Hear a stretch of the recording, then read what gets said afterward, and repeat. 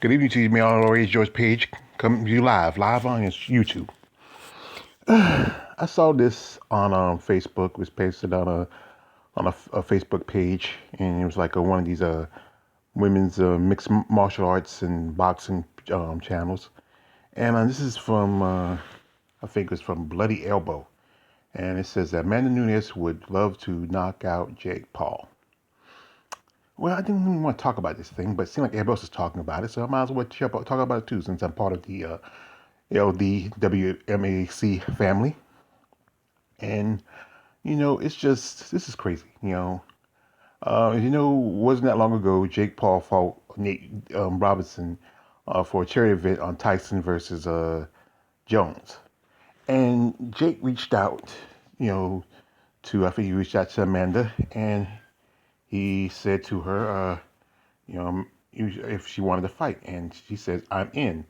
uh, you know, and this is by Dana White. I mean, Dana White. He's been, he pimps out Amanda Nunes because he don't like her. He don't like her.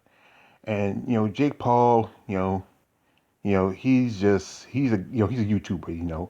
And I think what people who be into this is guys who hate females, YouTubers, racists, and just weirdos just into the idea of seeing men and women fighting. Just guys who probably been arrested for domestic violence. Now, Amanda Nunes does have a little boxing experience, but not that much at a level where she would say can really hold out in the ring with maybe even an amateur level boxer. But it was a while back, Krista Shields called out about going to boxing, but she made a comment which I heard that it was taking her out of her comfort zone. And now, Clarissa Shields, she's starting to train for MMA. And, she might have a good future if she takes her time. You know, don't go in too soon. I think let's look for Clarissa Shields in 2023. Not 2022, not 2021, 2023. Enough time, maybe she do some BJJ tournaments and maybe, work in a little some amateur companies for a while. Build up herself and her brand. But this is not something new. It wasn't that long ago. Ronda Rousey was talking about fighting Mayweather. This was about the time when Mayweather got busted for the domestic violence charge. And Ronda Rousey, she was a big thing back then. It was like almost 6, 7 years ago.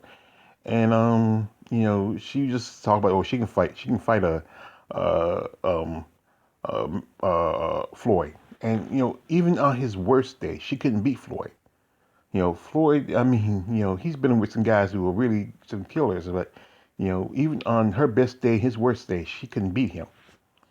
And even Krista Shields been talking about fighting some guys like Triple G and Canelo and I think Spence and also, uh, um, um, and also Bud Crawford.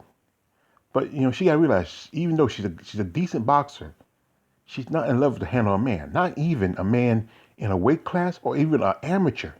Even if she fights a junior Golden Gloves, he can probably still beat her. She don't have that much power. She has some volume punching, but not enough power.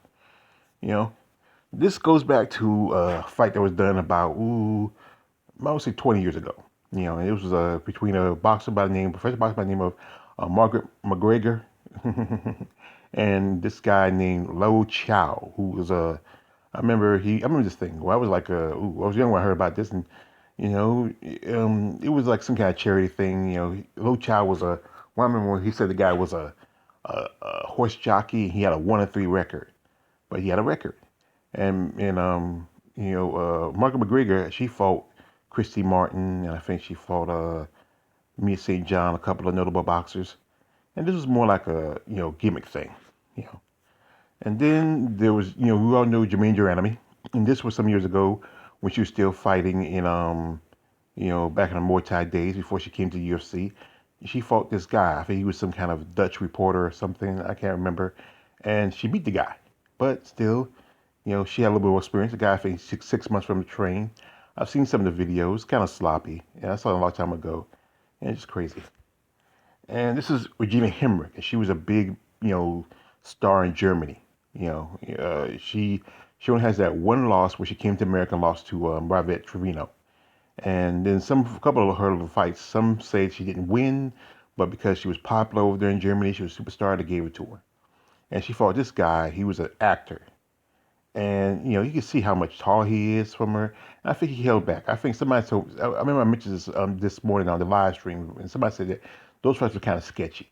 And it happened in Europe. Europe is kind of, they have more and more open mind to this, but, you know, and then there was, what that long ago, there was talk between, a fight between Valentin Shevchenko and Burger King Jr., Henry Cejudo, you know, and, truthfully, I love Valentina, but she, she probably could. I don't know. She might give Fury a good fight, but she's not going to win. Even though they both fight as flyweights, he still has more muscle mass. He's still a man, and even with Valentina's skill set, he's going to outmuscle. Maybe he's maybe just slightly, just much more slightly stronger than Jessica Andrade. Maybe shave his face. Hey, damn, shave that beard, and put him on the top.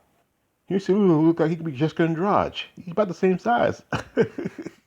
Maybe that'd be good practice for Valentina if I hear Cerudo for when she faced Jessica Andrade. See, and this is a story that people we talked about it. This was years ago, and you remember Lucina Racker was one of the top female undefeated boxers in history. She fought Muay Thai before she got into boxing, and then she was beating all the women, and then she decided she wanted to fight a man, and I think the fight lasted 2 rounds, maybe three, and she got knocked out. And I think she never was seen since that fight because for a while she was in and out because of injuries. That's one reason why she never fought Christy Martin or some other fighters. She was having some issue problems. I think that fight with that man really might have messed her up, and that's why she retired a little early. Some people think she should have. But the thing is, the idea of women fighting men is more of a sexual fantasy. Like look at this picture here. Look at this guy here. He's holding her more than fighting her. The girl wants to fight. The guy want to hold on. And here's the thing. He might like, what was that? She better not smell good. And there's some guys who are into it. I mean, like, it's a fantasy. You get the woman on the ropes. And most of the dudes don't fight just hug it out. You can't really feel too much with those gloves on. But this is what it is, and it's very popular. There's a big fetish about it. There's hundreds, thousands of videos that feature men and women fighting. Most of them is like guys beating up the girls, girls beating up the guys. There's even some sexual aspects to it. There have been, some stuff happen where in which, yeah, it's very can get a little graphic. I'm not going to go too many details about it. You can use your own imagination. You know, Here's the thing is, intergender matches should be only happen in wrestling. It's mostly popular in like small organizations. Impact also did it a few years ago. When it was that long when you had Tessa Blanchard who defeated Sammy Cahill for the title. And I watch a lot of this on it's like networks like who show these intergender matches. And to me, yeah, it was popular back in the day when China was doing it. And I remember, this was a few years ago. There was a show used to be Celebrity Boxing. Remember? And there was a time I think they had who was it? Paula Jones. I think she was fighting. Who she was fighting? Some say I forgot who she was fighting at that time. She was fighting somebody. And then you had Screech fighting the dude from Welcome Back Carter, the little Jewish dude. You had I think you had Refrigerator Perry fighting um, was it who was it? Was it Manute Bowl? I think it was Manute Bowl. You know. And then you had this one time you had Jody Buttafuoco. You know who Jody Buttafuoco was? He was the guy who had an affair with Amy Fisher. That's the girl who shot his wife, his ex-wife, and he fought China. I think the story was that they were supposed to fight somebody else, but their opponents dropped out or something. And in China, this was like maybe a couple years after she left WWE, was fought Joey Buttafuoco. And even though China was strong, she wasn't as muscular as she was. Because remember those last few years before he left WWE, China was kind of like she was dropping a lot of muscle. Remember that time she came back, she had a surgery, she fixed her jaw, chin line.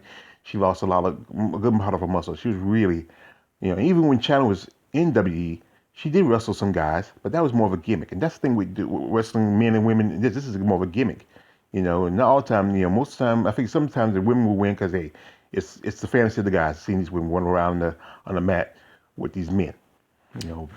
Big, strong, sweaty men and small, tight body women. So, it's just a fantasy. Hell, can't be honest. I remember when I was a kid, I used to wrestle with girls, but I was just wanted to, I was trying to cop a feel. But it is mostly is about a fantasy for some guys. These are guys who are at home, who's sitting in front of their TV or in front of the computer. They got a thing of lotion on one side, a thing of whip ice on the other side, and they like to see women getting all sweaty, maybe topless. Yes, there's those topless ones. The guy's like he's standing there, he's practically fully clothed, and just fighting out the woman, just rubbing on each other, hugging on each other, and they just rubbing and hugging on themselves. Like I said, it's truthfully just a fantasy thing. And I think there's also some guys who have some violent tension towards women. You know, but like I said, it's a simp thing. You know, I can't say I haven't watched it. I watched some stuff like that. I even watched some there used to be this video where it's mixed oil wrestling. But hey, I was young, and in the end of it, the guy got lucky. But anyway, the idea of this Jake Paul versus Amanda Nunes is crazy. I did a video where I said that Jake should fight Conor McGregor. That is be probably the more popular fight. Good money. Conor can mix his money after his next fight after he fights Dustin Poirier. But Amanda Nunes, if he does fight anybody, fight like I said, Kalisha Shields. Fight Cecilia Brækhus. Fight Jessica McCaskill. Fight Katie Taylor. Amanda Serrano. You know, hell, fight Heather Harding. You gotta think that'd be Bellator versus UFC. That'd be perfect. But like I said, it's just a thing is that it's a fantasy about these guys. And this is what they want to see. They want to see some strong, fit woman fighting maybe a weak guy and dominating him. This is their fantasy. You should mail on the Race Yours page. Don't like or subscribe. I'm out.